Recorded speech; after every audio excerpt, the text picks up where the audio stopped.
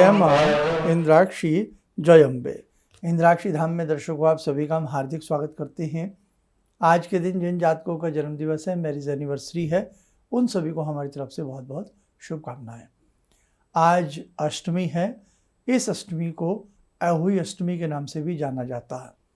ख़ास तौर से उत्तर प्रदेश के अंदर इस तीज को, इस व्रत को बहुत अच्छे से किया जाता है और बाकी भारतवर्ष में जहाँ जहाँ इस व्रत के बारे में लोग जानते हैं, सभी बहुत अच्छे से करने का प्रयास करते हैं। साथ में आज गुरु पुष्य नक्षत्र है। बहुत ही आज का दिन खास है। क्या क्या हमें करना चाहिए, ध्यान से आप लोग सुनिएगा। पहले आज का पंचांग देखें। 24 अक्टूबर सन 2024, दिन बृहस्पतिवार, संवत 2081, कार्तिक मास, कृष्ण पक्ष, तिथि अष्टमी है, नक्षत्र पुष्य, राहु काल 1:30 से 3, दिशा सूल दक्षिण दिशा। तो सबसे पहले तो हम अहोई अष्टमी की बात कर लेते हैं। पुत्रों की कामना के लिए, पुत्रों की दीर्घायु के लिए, पुत्रों के स्वास्थ्य के लिए, संवर्धन के लिए अहोई अष्टमी का व्रत किया जाता है। भगवती की ही इसमें पूजा होती है और भगवती की पूजा के साथ साथ पहले दीवारों के ऊपर अहोई अष्टमी के चित्र बनाए जाते थे। अब तो बने बनाए बाज़ार से कैलेंडर आदि मिल जाते हैं। अहोई माता के नाम से वो कैलेंडर मिलते हैं, चित्र मिलते हैं। उन्हें पूर्व दिशा की तरफ लगा करके या उत्तर दिशा की तरफ लगा करके भगवती का पंचोपचार, अहोई माता का पंचोपचार पूजा किया जाता है, जिससे वो हमारे बालकों की रक्षा करती हैं, बच्चों को स्वास्थ्य अच्छा मिले, ऐसा वो दीर्घायु का वरदान भगवती देती है। और उसके लिए परंपराएं रही हैं कि चांदी के छोटे छोटे, जिन्हें बच्चे कहा जाता है, चांदी के ढोलने कह सकते हैं, उनको पिरोने की संख्या रही है पीढ़ी दर पीढ़ी। बाकी जितने भी पुराने व्यक्ति हैं वो सभी सिर्फ जानते होंगे, और जो ज़्यादा ना जानते हों या ज़्यादा कभी किसी ने कुछ ऐसा ना किया हो, तो कम से कम आज के दिन अष्टमी में भगवती अहोई या दुर्गा जगदम्बा का ध्यान करते हुए पंचोपचार पूजन कर लेना चाहिए। भगवती को नमन करना चाहिए कि हे माँ, हे जगदम्बे, आपकी कृपा से हमारे बच्चे विद्यावान बने, यशस्वी बने और हमारे घर में किसी भी प्रकार का रोग न रहे। और जो व्रत रखते हैं वो फिर तारों को देख करके अपने इस व्रत का समापन करते हैं। बड़े अच्छे अच्छे तीज त्यौहार हमारे सनातन धर्म में हैं, लेकिन आज बहुत ऐसे तीज त्यौहार हैं जो विलुप्त प्राय होते जा रहे हैं। अब हम बात कर लेते हैं साथ में किसकी, गुरु पुष्य नक्षत्र की। केले की जड़ हमने आपको बताई थी कि आज के दिन केले की जड़ धारण करना अति उत्तम रहता है। जिन परिवारों में मंगल कार्य रुक गए हों, बच्चों के विवाह शादी ना हो पा रहे हों, या आपको अच्छी जॉब ना मिल पा रही हो, प्रमोशन ना हो पा रहा हो, विघ्न आ रहे हों, आपकी कुंडली में गुरु चांडाल दोष बन गया हो, गुरु के साथ कौन बैठ गए हों, राहु बैठ गए हों। अब कैसे गुरु के साथ राहु बैठते हैं तो गुरु चांडाल दोष होता है। आप देखें अपनी स्क्रीन के ऊपर, देखें किसी भी भाव में कुंडली के, यहाँ हमने प्रथम भाव में बिठाए हैं, प्रथम भाव में गुरु के साथ राहु बैठ गए, ये गुरु चांडाल दोष बन गया। ऐसे ही चतुर्थ भाव में भी आ सकते हैं, ऐसे ही पंचम भाव में भी आ सकते हैं, विद्या का हनन होगा। चतुर्थ भाव में होंगे तो सुख का हनन होगा। सप्तम भाव में आ जाए तो विद्या तो विलंब से होगी, लेकिन विवाह में भी बहुत ज़्यादा विलंब आएंगे। ऐसे ही नवम भाव में बैठ जाएं तो भी दिक्कत आपके भाग्य में बनी रहेगी। कहने का भाव, गुरु के साथ राहु की युति का आना या राहु के साथ बृहस्पति का बैठना, ये गुरु चांडाल दोष कहलाता है। ये अच्छा नहीं होता। तो ऐसा भी हो तो भी केले की जड़ धारण करना अति उत्तम माना जाता है। अब पुखराज की राय दे दी जाती है, अनेकों एस्ट्रोलॉजर कह देते हैं आप पुखराज पहने, बताया जाता है भाई ज्योतिष में। अब पुखराज क्या है, बहुत महंगा होता है। अब वो 10-20 हज़ार वाले बात नहीं है, 10-20 हज़ार में पुखराज बेटा नहीं आता। बहुत फ्रेंकली मैं आपको बता रहा हूँ, लाखों रुपए से पुखराज प्रारंभ होता है। 1-1.5 लाख रुपए का जो पुखराज होता है वो लगता है हाँ थोड़ा पहनने काबिल है, नहीं तो और भी इसकी संख्या आगे बढ़ जाती है। इसका एक सब्स्टिट्यूट आता है पुखराज का, जिसको हम कहते हैं येलो टोपैज। वो बहुत सस्ता आता है, वो 1000-1200 रुपये का आता है। यग वग करके 4-5 हज़ार तक का खर्चे में आप उसे पहन सकते हैं। और यज्ञ वगैरह नहीं करना, कुछ नहीं करना, तो आप उसको वैसे भी धारण कर सकते हैं। और सलोनी पुखराज आते हैं, वो भी बहुत सस्ते होते हैं, लेकिन उत्तम किस्म का जिसको रियल पुखराज कहते हैं, जिसको रियल येलो सफ़ायर कहते हैं, वो बेटा लाखों की कीमत में आता।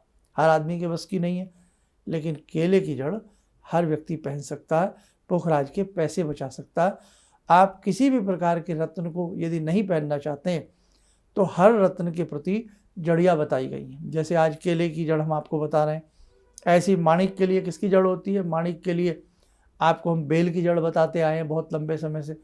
हर रत्न के लिए अलग अलग जड़ियाँ हैं। आप रत्न ना भी पहने, लेकिन ये जड़ियाँ औषधीय के रूप में भी कार्य करती हैं, और ये प्रकृति से जुड़ी हुई जड़ियाँ होती हैं, और इनका असर बहुत शानदार आता है। तो आज गुरु पुष्य नक्षत्र में कोई नया काम करना शुरू करना चाहे तो आप कर सकते हैं। कोई नई बात शुरू करना चाहे तो कर सकते हैं। कोई नया लेखन कार्य करना चाहे तो कर सकते हैं। बच्चों की विद्या आरंभ के लिए भी नया कार्य शुरू कर सकते हैं।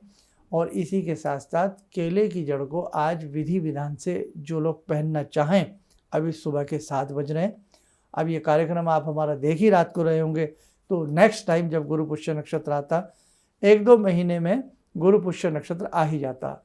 बृहस्पतिवार का दिन हो, थर्सडे गुरुवार का दिन हो, और पुष्य नक्षत्र उस दिन हो, तो वो गुरु पुष्य नक्षत्र बन जाता है।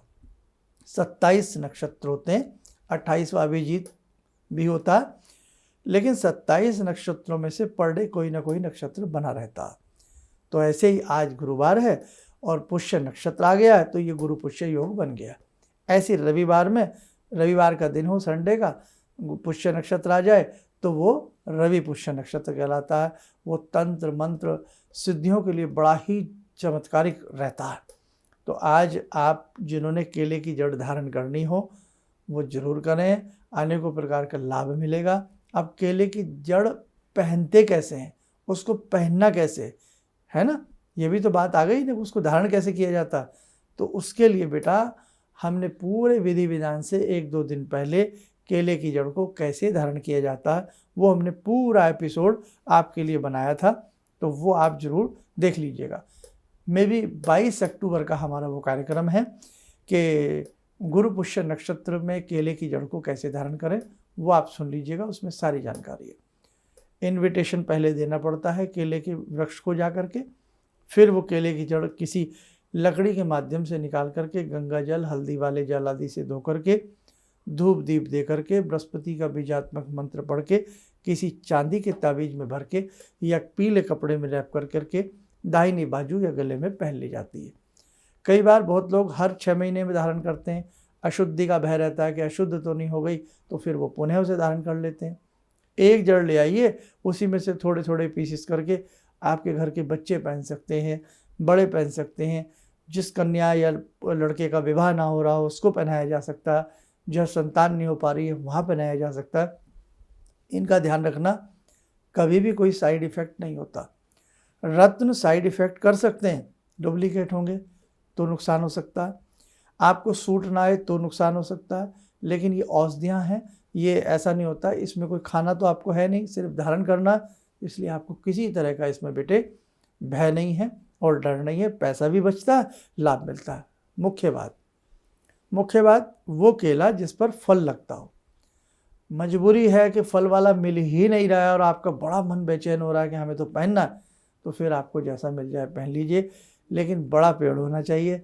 ये ना हो कि किसी टीन कनस्तर में, किसी गमले में आपने लगाया रखा हो छोटा सा और उसकी जड़ निकाल करके आप पहन लें, वो मान्य नहीं है, उसमें वो परिपक्वता नहीं आती है, कच्चे फल के समान होता। इसलिए पहनना है तो बड़ा पहनना। कुछ लोग गलती कर जाते हैं, हल्दी की जड़ पहन लेते हैं। नहीं साहब, हल्दी के पौधे की जड़ नहीं पहनी जाती, केले की ही पहनी जाएगी, ठीक है।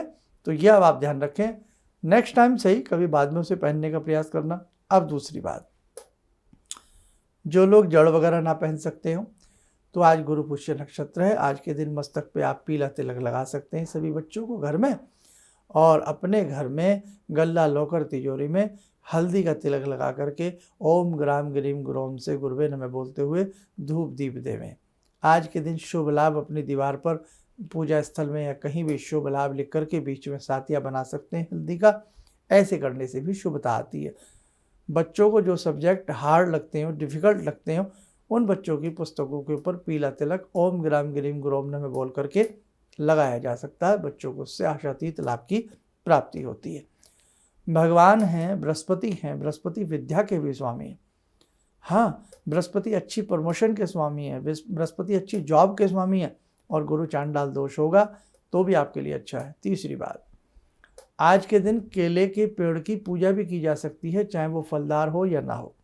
कहीं भी केले का पेड़ हो वहाँ जावें, मुट्ठी भर चने की दाल चढ़ावें, हल्दी वाला जल, हल्दी मिला ले जल में, थोड़ा गंगा जल मिला लें, थोड़ा मीठा मिला करके हल्दी वाला जड़ केले की मूल में दे करके देसी घी का, गोघृत का या देसी घी का दीप जला करके केले को अर्पण करें और प्रणाम करें। कुछ पल वहीं बैठकर, खड़े होकर या घर आकर ओम ग्राम ग्रीम ग्रोम से गुरुवे नमः मंत्र आप देख लीजिए, आपकी स्क्रीन के ऊपर लिख लें, ओम ग्राम ग्रीम ग्रोम सह गुरुवे नमः।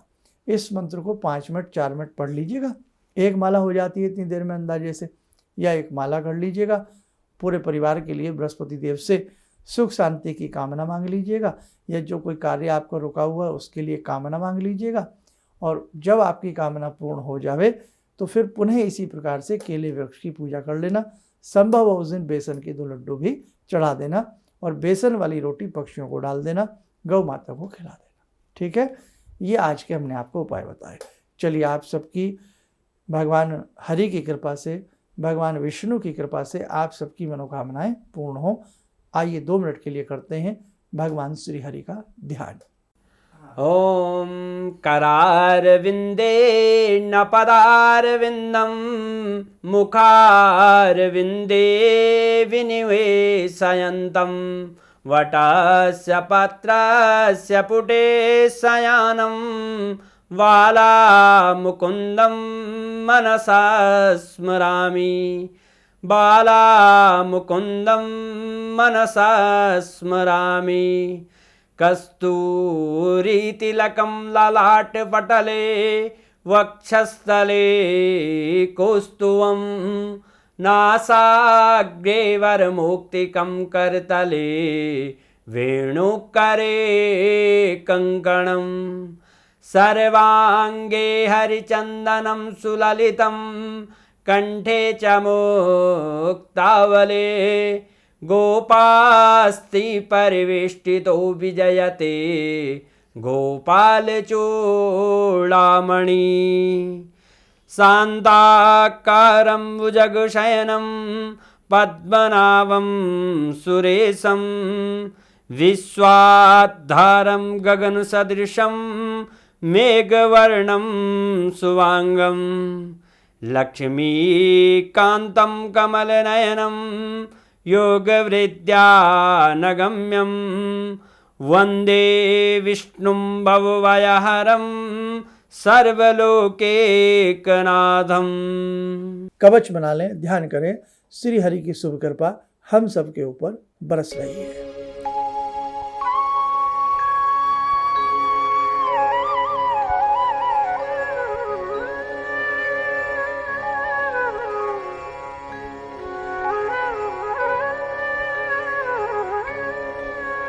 ओम बोलते हुए नेत्र खोलें, सामान्य हो जाए। देखो साधकों, बहुत सारी ऐसी चीज़ें होती हैं, छोटी छोटी बातें होती हैं जीवन में, यदि हम उन्हें टाइमली कर लें ना तो बड़ा अच्छा लाभ मिलता है। अब दीपावली आ रही है, और दीपावली से पहले बृहत द्वितीया तक, कब से लेकर के धनत्रयोदशी से लेकर के बृहत द्वितीया तक यम के निमित्त एक विशेष दीप जलाया जाता है। चौमुखी दीप होता है। जिस घरों में अकाल मृत्यु होती हो, अचानक एक्सीडेंट हो जाते हों, स्वास्थ्य सबके गड़बड़ रहते हों, अचानक यम का बुलावा ना आवे, इस हेतु 5 दिन के लिए एक विशेष यम के निमित्त दीप संध्या के समय जलाया जाता है। उसके लिए हमने यम के दीप से संबंधित एक एपिसोड बनाया है, उस एपिसोड को आप ध्यान से सुनिएगा। और इस बार की जो हमारी, जब आपसे किस तारीख से आपको ये शुरू करना है, 30 अक्टूबर से लेकर के ये आपको 3 तारीख तक दीप जलाना है। 5 दिन दीप जलता है, और उसके लिए पूर्ण विधि विधान आप हमारे उस विशेष अंक में देख लीजिएगा। चलिएगा, आप सब लोग स्वस्थ रहें, सुखी रहें। इन्हीं शुभकामनाओं के साथ हम अपनी वाणी को विराम देते हैं। जय जय अम्बे। भगवान से जुड़ो और भगवान को से जुड़ने का जरिया आपने बताया, बहुत अच्छा लगा, बहुत धन्यवाद। और सनातन धर्म को जिंदा रखने के लिए आप जो प्रयास कर रहे हैं वो बहुत सराहनीय है। हम लोग को मौका मिला है, हम लोग भाग्यशाली हैं जो आपके करीब आने का हम लोग को मौका मिला है। किसी भी समस्या के समाधान के लिए मिले प्रसिद्ध हस्तरेखा एवं वास्तु विशेषज्ञ प्रोफेसर धर्मेंद्र शर्मा जी से। नोट: शिविर में भाग लेने हेतु एवं व्यक्तिगत रूप से मिलने के लिए कॉल करने का समय सुबह 10 बजे से शाम 6 बजे तक। हमारे विभिन्न ज्ञानवर्धक कार्यक्रम देखने के लिए आप हमें अभी सब्सक्राइब करें, बेल आइकन को प्रेस करें ताकि आप देख सकें हमारा कार्यक्रम सबसे पहले। और अधिक जानकारी के लिए फेसबुक पेज को लाइक करना न भूलें।